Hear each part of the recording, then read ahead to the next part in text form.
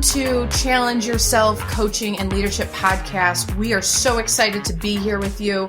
My name is McKenna Wrights. And I'm Greg Wrights. And today we have two very special people for you to learn from, and they are us. And our goal with this interview is for you to get to know a little bit more about us and our background and why leadership is so important to us. Yeah, we hope to just share kind of where we're coming from as far as the athletic background, leadership journey that we're both on, that we've been on before and continue to be on, and kind of the hows and whys that we're doing what we're doing.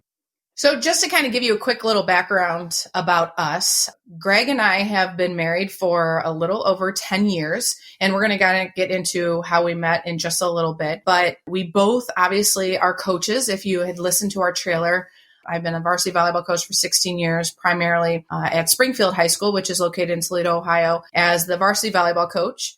And Greg has been coaching for over 20 years, various levels. I've done club volleyball for boys and girls, high school for boys, all the way up through collegiate for both men and women, and NAIA, Division II NCAA, and Division I NCAA.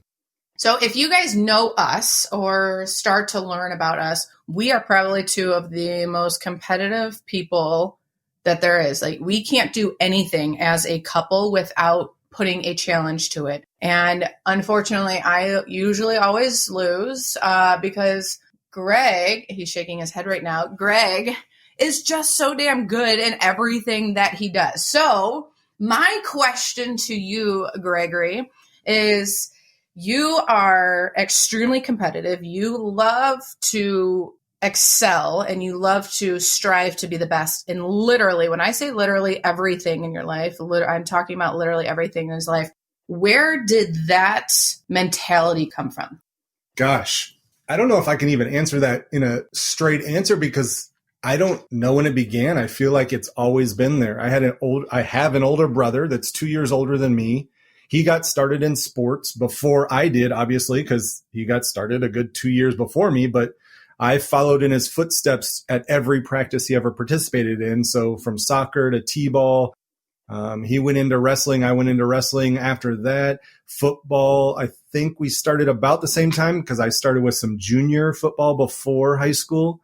And yeah, I don't know. There was a motivation within me to want to be good at what I did. Maybe it was a fear of failure, but it just something innate that when I practiced something, I wanted to practice it to get it right. I didn't want to just do something.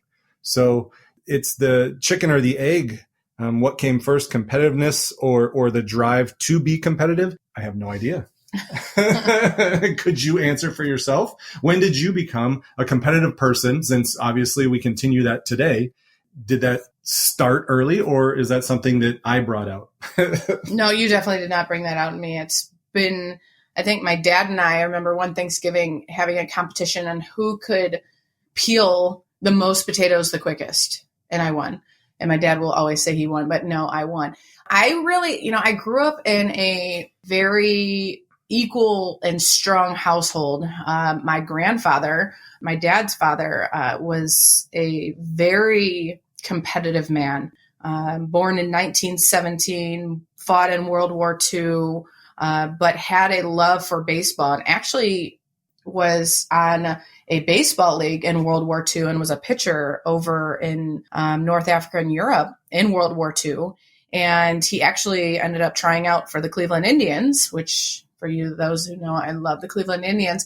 But I've always been around sports since birth. And having parents who pushed me to always give my best, to always strive for greatness.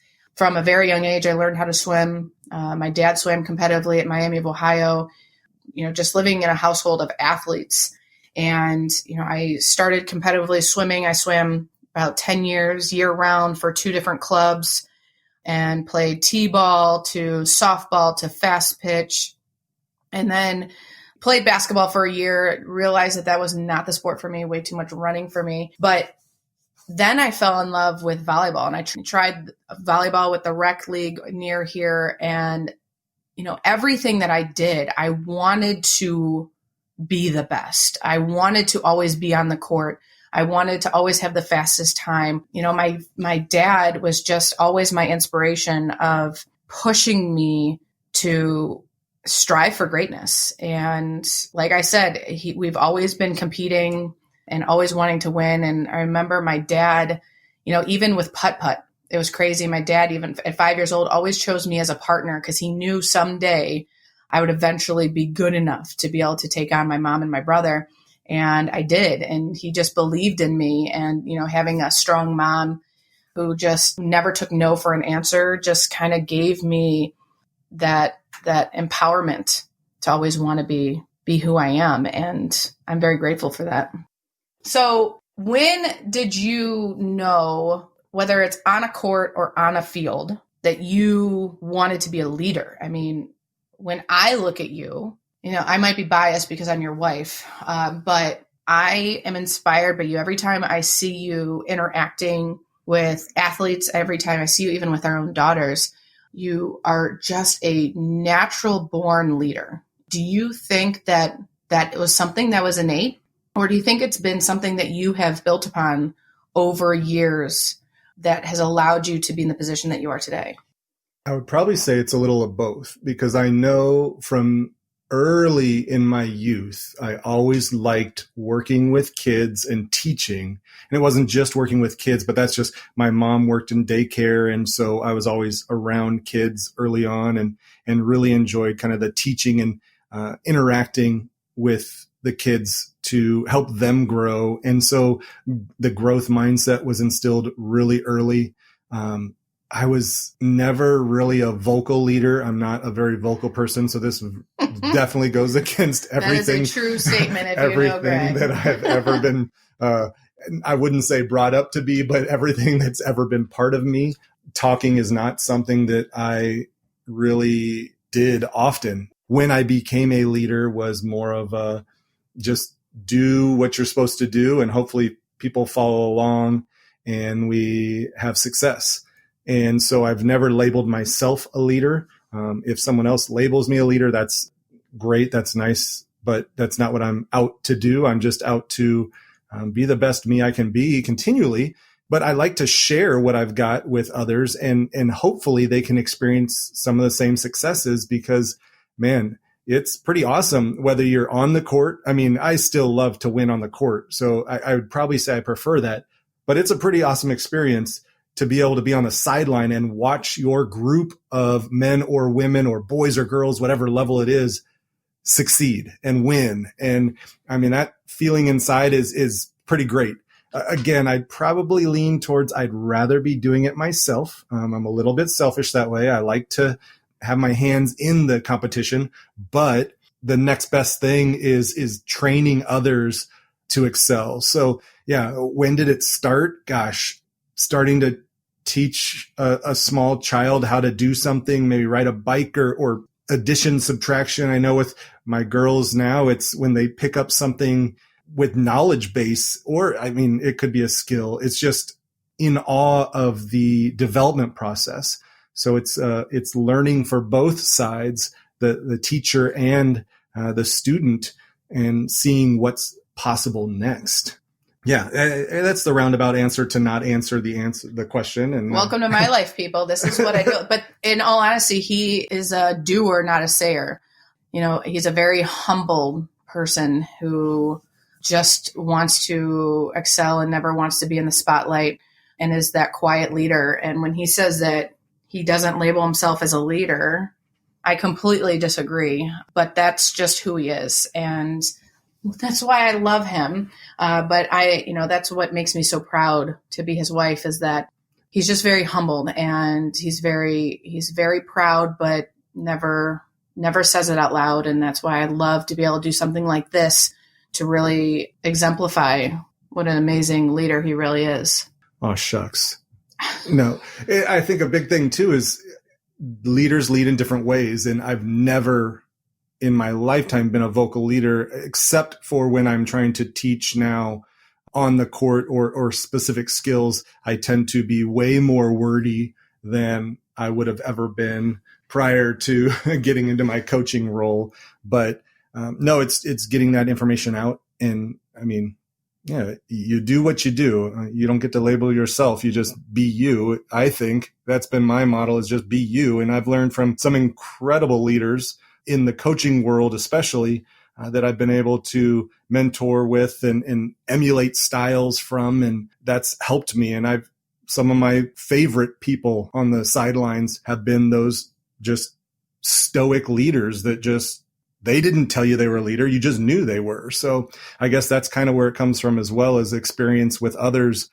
I was fortunate enough early in my career for volleyball to have, almost every single coach I played for had some component to my style of personality in my profession. So that's a huge piece. And we'll hear that from the people we talk with in the future, I'm sure, is regardless of arena you're in, business, coaching, anywhere in between, it's those people that you've surrounded yourself with as mentors and learned from, and then your own personal style and how you pull the positives and hopefully avoid the negatives. But oftentimes those will slip in there, I'm sure. But it's who you've surrounded yourself by and who you've learned from that tend to mold you into the person that you are.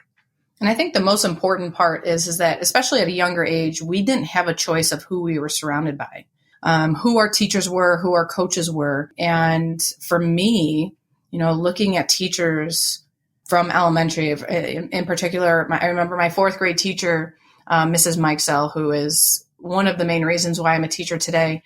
I had trouble reading, and she made it her mission, her purpose, to help me get through a challenge. And I can close my eyes and remember staying after school with her and her just having so much patience, something that I do not have, and taking the extra time to work with me. And I remember ever since fourth grade, I always wanted to be a fourth grade teacher because of Mrs. Mikesell. And then I found out that fourth grade just isn't for me. But then, coaches that I experienced from early t-ball, and especially my dad, who was my coach for t-ball to softball to fast pitch and just a coach in life. And, then my high school coaches having, Shelley Smith and Brad Morrison and Eric Fallis, and having all of these, seeing and interacting with so many different components that have molded me into the leader and coach that I am and the teacher that I am today. And then going off to college and, experiencing again a different coaching style that I had at Hope College, and having Maureen Dunn, who would just challenge you and push you to want to be the best. And, being surrounded, exactly what Greg said, is, when you surround yourself, sometimes you don't have a choice until you get into another part of your life. But what you take from those experiences that mold you into the person you are today, I'm forever grateful for all of those mentors that have helped me along my journey of becoming the teacher and coach that I am today, because without them, I would not be doing this podcast. I would not be sitting next to my husband. I would be in such a different aspect of my life. And I am very happy of where I am today. Everything happens for a reason. Yeah. And it's awesome when the plan comes together. Yeah. So let's kind of take a quick break and let's talk about how things happen for a reason. Let's talk about how we met. Well, of course, it was on a volleyball court. Yep. As some of the TV commentators in our area would say, love at first spike. Oh, Lord. Very corny, but apropos. It's what happened. Got invited by a former player to play in a recreational league, which I don't think I've ever played in a recreational league in my lifetime. It was a power league, though. Power rec league. Again, anyways. I'll say recreational league. And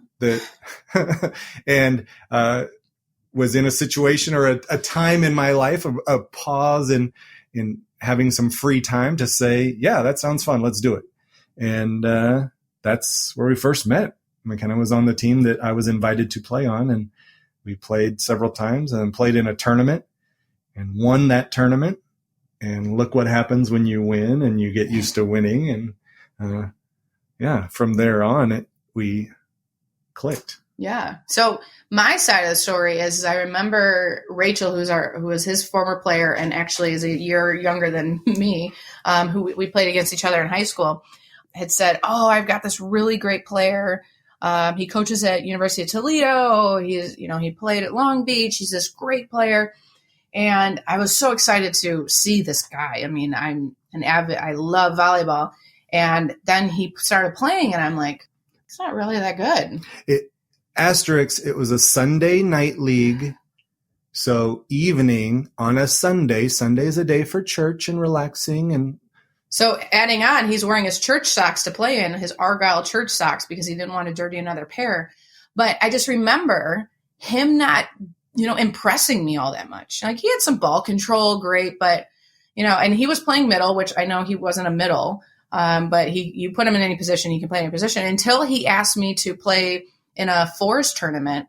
And then I finally got to see him play, and I'm like, damn, this guy can play. And I was solely impressed. And I remember, asking him why he doesn't play like that in our league. And he's like, because I don't want to hurt anybody. And and yeah, there's another story for another day, because he actually did end up hurting someone when he finally unleashed. But, it was just our love for volleyball and having someone who understands our passion for volleyball and how we understand how volleyball has taken us to where we are at in life and has brought us together, and being able to support one another and be able to understand the demands and pressures of coaching and of being a leader has been really, substantial in our relationship, to be able to understand when he's on the road. It's terrible and it sucks not having him at home, but, supporting him and rooting for him and trying to watch as much live feed as possible, and him being in my gym every Tuesday, Thursday, Saturday, whenever he's possible with our girls.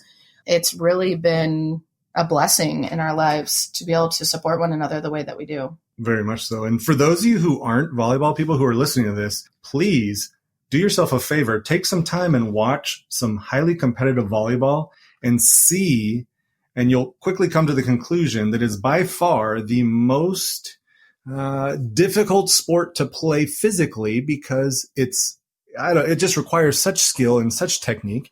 And it is the ultimate team sport.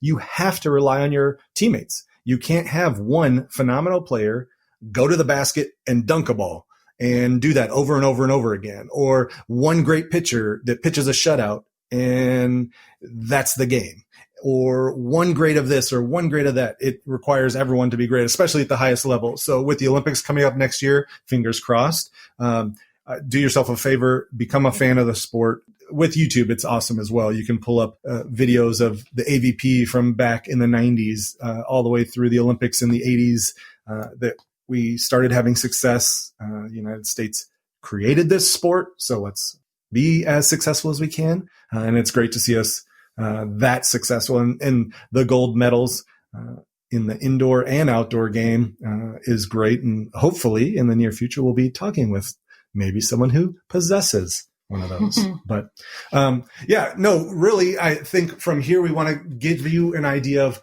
what we're hoping to do with this exact platform that we're on. Why a podcast? Why a leadership and coaching podcast? McKenna, let's start with that. Why would we do this? I teach AP psychology. So I've been teaching for 16 years, and being able to teach juniors and seniors at the high school level, my goal is to open up their minds and expand their perspectives on life, because they live such an egocentric life, not by fault of their own. It's just because of brain development and cognitive development, and they're still learning life around them. And so the more I can expose them to life and to not only the challenges of life, but how to react to those challenges of life is really important to me. And I'm really excited because one of my favorite units is always taught right when we come back from New Year's, is all about motivation. And I get to talk about leaders. And I ask them, when I get to be in a classroom with them, I ask them, okay, raise your hand if you think you're a leader. And I'll have 25 to 30 kids in a room, and I maybe have 3 people raise their hand. And that tells me that the definition of leadership is so subjective. And I think you've even heard it here. Greg and I are two very different leaders. I am a very vocal leader. If you know me, I'm very vocal. I'm very aggressive. I'm going to talk with everyone. I'm going to motivate. I'm going to really focus on the team aspect. And Greg is focusing on the team aspect, but he's just a doer. He's more introverted when it comes to leadership. He just goes on the court, gets it done, and doesn't celebrate too much and just gets the job done. And what I want to teach, not only my students, but I want everyone to understand is that everyone is a leader. Everyone in their own right is a leader, whether it's a doer or a sayer or both. Everything that everyone does is inspiring another human being. And when you inspire another human being, even if you know it or not, that is leadership. And as human beings, we need to grow. We need to learn from one another in order to not only become a better person, but to become a better coach and become a better leader, so that the people that we are surrounded by, whether it's our own children to employees to CEOs, that we are inspiring them and motivating them. And it just becomes this amazing domino effect. And so that's why I think it's really important, and why I'm absolutely loving all of these interviews that we have in store for you, is because we're seeing this common theme amongst very successful leaders, whether they're entrepreneurs to college coaches to CEOs to presidents, to everything in between. We're seeing this common thread and this common theme that, one, you need to fail. And I think that's really important, is that we just want to succeed so badly that we're afraid to fail. And the only way to learn and to grow is to fail. We have to have that trial and error, because how will we ever get better? How will we ever grow mentally, emotionally, and physically? And so learning from and hearing all of these stories of all of these amazing leaders and their trials and tribulations that they've experienced and the people that they've surrounded themselves by has allowed us to, we have these huge smiles on our faces during these interviews, because we're just like, yes. And we literally leave our office after that interview a better person. Well, and I think you'll notice that too. It's almost a selfish reason why we would do this, because we're both leaders and we're both coaches, and it's a continual education or a continual thirst for knowledge, that by doing this podcast about leadership and coaching is you get to be exposed to different styles that maybe you haven't been exposed to before. And so far we've talked to some people that we would have never talked to, and styles and stories we would have never heard had we not done this. So it's can even be interpreted as, gosh, it's just for us. This is just for us, because we want to improve and grow and expand our knowledge base on leadership and styles of coaching and styles of motivating and bringing people together for a common goal. But what we're seeing quite clearly is that it's for everyone. Everyone who's seeking that knowledge, everyone who continually looks to expand and grow. And if you're not doing that, wow, hopefully this will inspire you to want to do that, because that should be for all of us continually, is to look to get better. I mean, why wouldn't you want to continually get better? That's kind of the goal. That's God's designed us a certain way. So let's be the best we can be. There's only one that can limit us, and that would be the one above. So do as much as you can and see what happens. So this is a chance to expand everything that we've ever done before and gain extra knowledge that we would have never been exposed to before. And hopefully share that knowledge, because we are educators, share that knowledge with as many people as possible, so that they can, hopefully someone is inspired to do something great with that knowledge, whether they go on to be a CEO or a president of a corporation or a president of a university, or whether they go on to just coach some youth and those youth go on to do it. It's the message you can share with another person is so impactful that we didn't want to keep this to ourselves. We wanted to be able to share this with as many people as possible. And I think the cool part is that this is for everyone, from a 10-year-old who's aspiring to be the next LeBron James to my students who are attempting to figure out what they want in life and realizing, and hopefully they realize that they don't have to know what they have to do in life before they go to college, to up and coming leaders and entrepreneurs, to veteran CEOs. This is for everyone across the spectrum. And when you see the people that we get to interview, I literally, like, we just sent out emails and these are some big names. And I said to myself, what's the worst they can say? No. And then I move on to the next person. But every single person that I've asked said, this sounds amazing. Like, more and more people need to hear how important growing your leadership is.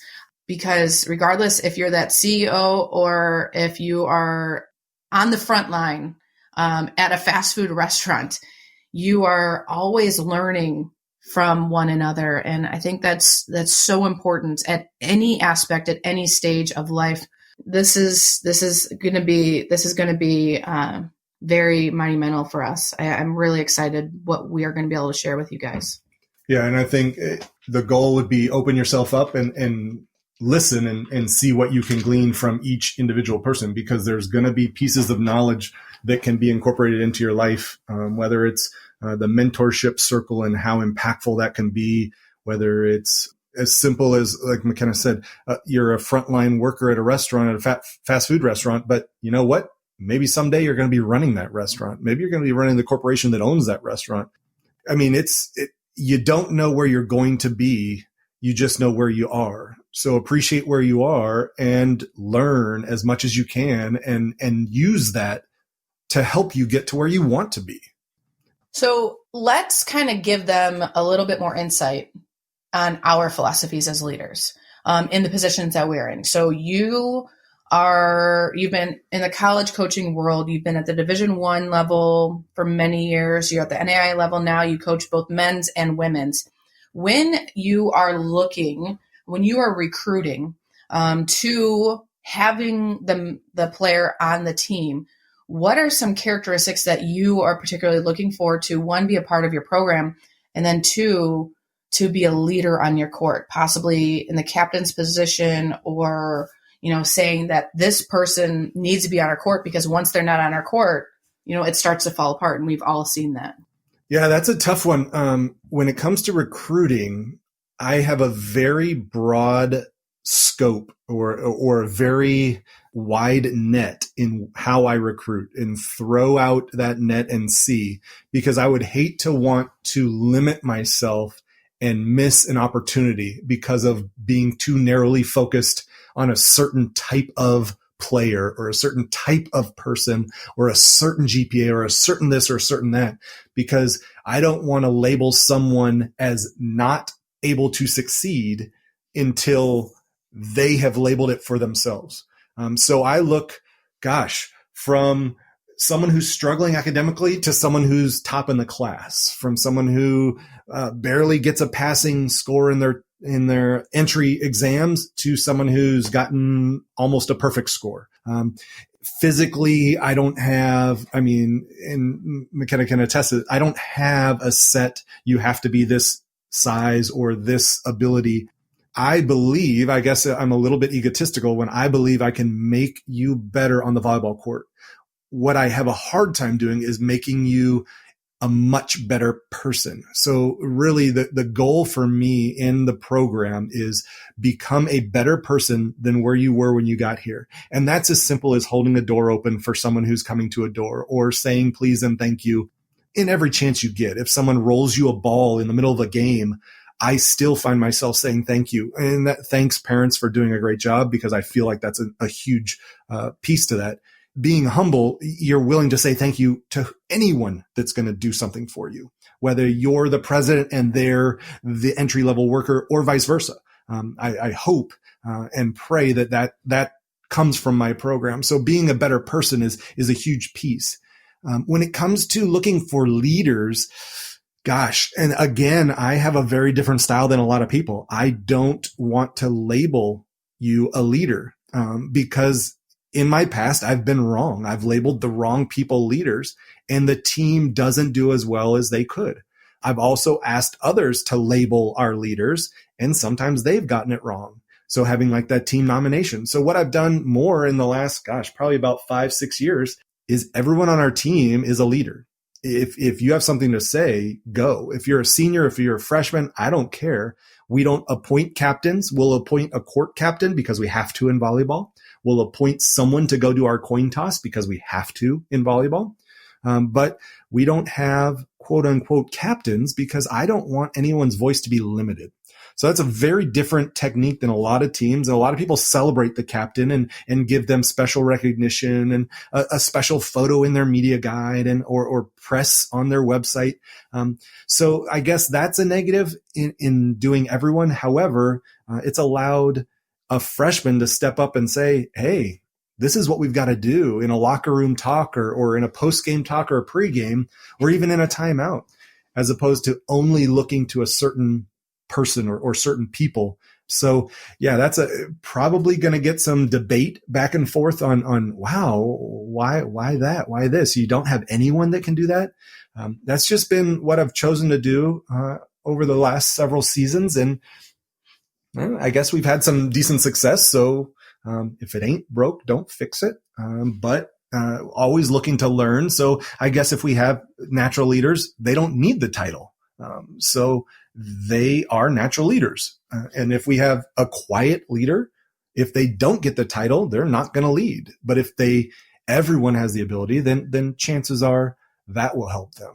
I love watching Greg coach. So I have had the opportunity to talk with many, many, many recruits over the past 10 years. And, I have them ask me any questions. And one of the biggest questions is, what is Greg like as a coach?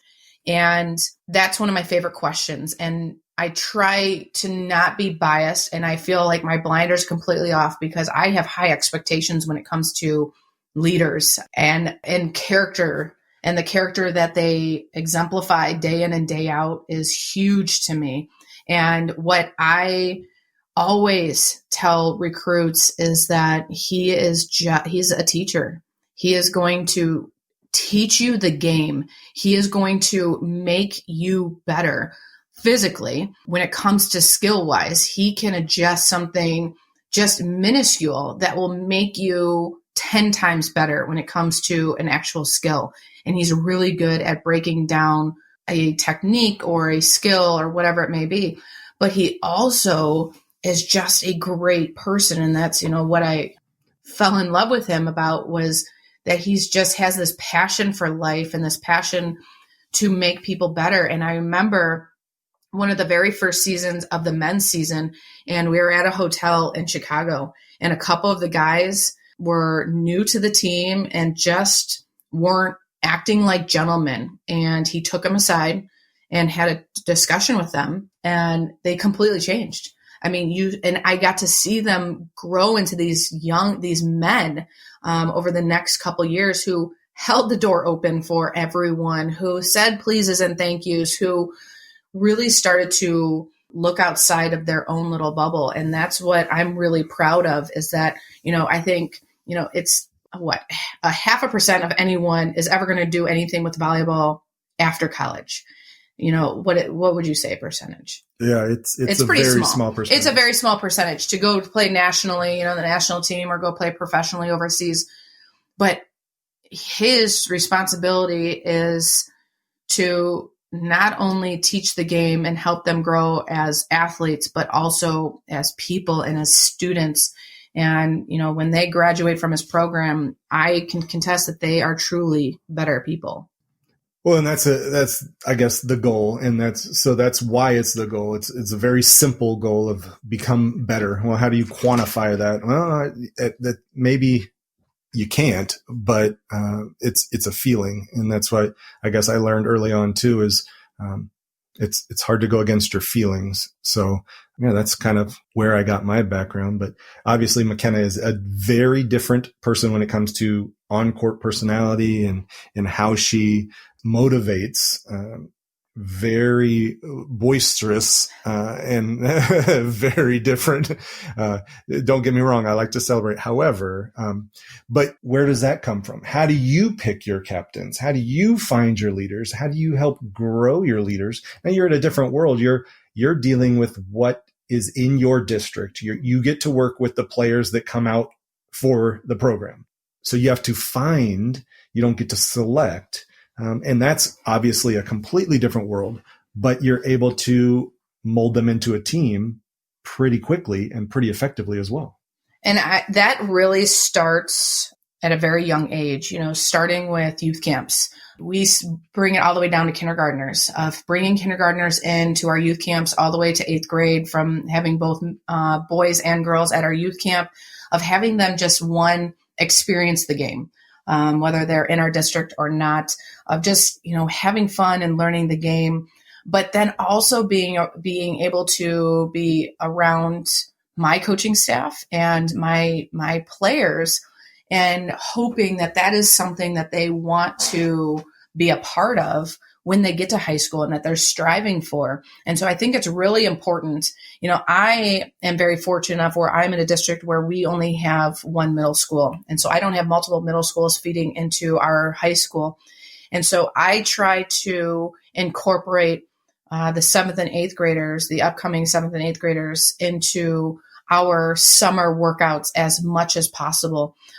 We go to as many matches of theirs as possible, and we invite them to our matches, trying to create a full program, not just at the high school, but a Springfield volleyball program throughout the entire district. And so it's really important that you have that connection with the middle school, and having connections with the coaches, to the players, and wanting them to be a part of your program. And with that said, I love to win, but I hate to lose even more. And I will do everything in my power to win, but I'm not talking about physical skill. I'm talking about building these young girls that come into my program as 14-year-olds. I've had, 13, 14-year-olds coming into my program.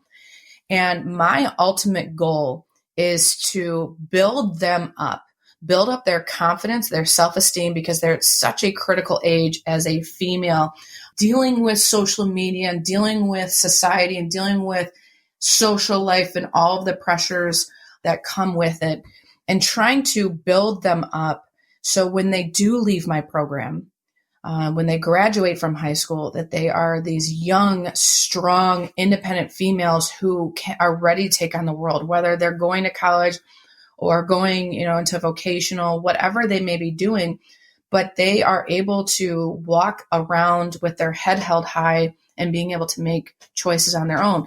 Now, in order to do that, it starts with little things. I put high expectations on my players we have 3 core values: heart, character, and community. That whatever you do, you are doing with 100% heart, that you are passionate for everything that we do, that you are exemplifying the utmost character, exactly what Greg says, that you're holding open doors, you're saying pleases and thank yous, you are presenting and representing Springfield, that name on your jersey, with the utmost respect. And then community. We do usually about 100 hours of community service. And that's not me forcing them. That's asking them, because it's become a part of our culture of giving back, of working at food banks, to Cherry Street Mission downtown, to putting on charity scrimmages, but creating a well-rounded player. And so when I'm looking to select, especially players in my program, to being on my varsity team, I'm looking for character. That is I would rather take 6 good players who have outstanding character, who want to learn, who want to lead, who want to become better, who are going to make their teammates better, than one stud athlete who's already on a Division I scholarship athlete who's 6'5". I want good people.